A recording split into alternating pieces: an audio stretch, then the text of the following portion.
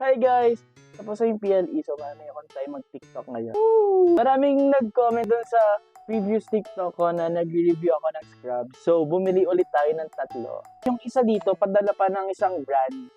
Yung first brand, Kaizen PH. So, ayun, pinadalhan tayo ni Kaizen PH ng pair of scrubs sa color black. Thank you, Kaizen. Gamit ko na siya once. For its price, sobrang ganda ng tela niya. Walang bias kahit padala. Yung tela niya, iba sa figs. Ano siya, dry fit kagaya nung sa white coat.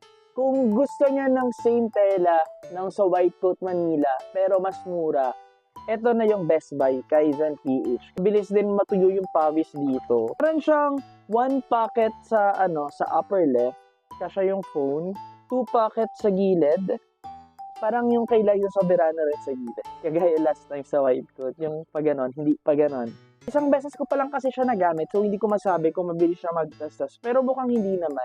Parang mas makapal pa nga to sa white coat eh. And mas mura siya sa white coat Manila. Yung pants niya naman, hindi ko sure kasi yung lagi ko in-order sa white coat is yung straight pants. Ito kasi, jogger yung dulo. Like, may garter sa dulo. Tapos yung sa waist, garterized din. Hindi siya yung madulas. So, hindi siya yung natatanggal palagi na kailangan mong itali ng itali.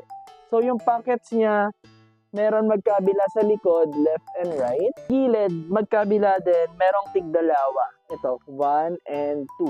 Tapos dito rin sa kabila.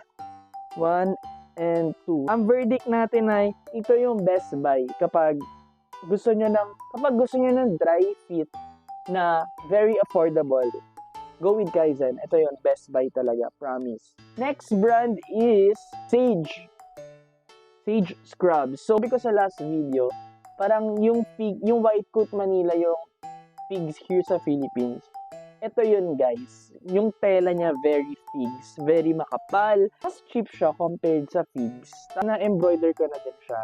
Light naman siya sa feeling. Not as light as white coat and Kaizen. Very figs talaga yung feeling niya. Na makapal. Tapos, maganda yung fit. Yan.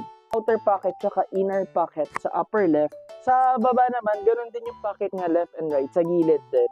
Yung pants niya naman, same with Kaizen, garter yung waist. Tapos yung tali, hindi rin madaling hindi siya madulas, hindi siya madaling matagtag yung kailangang itali ng itali. So very good. Likod, upper left and right pockets din. Yung right side pocket naman, di-zipper siya, may cover siya. Then yung sa left side, may outer and inner pocket din. Ito and ito. So, baba niya, garter din. So, yung verdict natin, very figs. Itong brand na to, available siya sa Shopee. I think galing Indonesia tong brand na to. Theater Blues. Ayan, Theater Blues. Sa tatlong to, parang ito yung pinakamura. Yung tela niya is pinakaiba rin sa lahat. Sa lahat ng scrubs na na-review ko so far, nag-iisa to. Hindi siya OTG pero manipis siya. Parang something na isusuot mo sa Indonesia. I mean, hindi pa ako nakarating na Indonesia, pero feeling ko mainit doon, kaya ganito kanipis yung scrubs na available. Very light siya sa feeling. Ang problem sa kanya, hindi siya dry fit.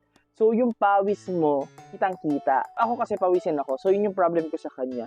Pero ayun, magaan siya sa pakiramdam kasi nga manipis siya. Pockets niya sa upper left, isa lang. Sa gilid, ayun, same nung nauna before na dalawa. Sa gilid, pagilid din yung pasok ng pocket sa left and right. Yung pants niya, sobrang gaan compared dun sa lahat ng na-review ko kanina. Yung garter na part naman sa pants nung Theater Blues, yung likod na part lang yung yung may garter. So, very, very stylish siya. Yan siya sa harap So, hindi kita yung garter kasi sa likod lang yung garter na part. Hindi siya yung kagaya nung nung mga naunang iba yung tela nung tali niya, pero hindi rin siya mabilis matagtag. Then isa sa likod, then sa gilid yun lang, wala siyang side pocket sa baba part ng legs. Yung baba, hindi siya garter. Kasi ganito yung mga gusto kong scrubs, yung hindi garter yung ilalim. May gusto pa kayong ipa-review na scrubs? Comment nyo lang yung brands sa baba. Ayun. Bye-bye!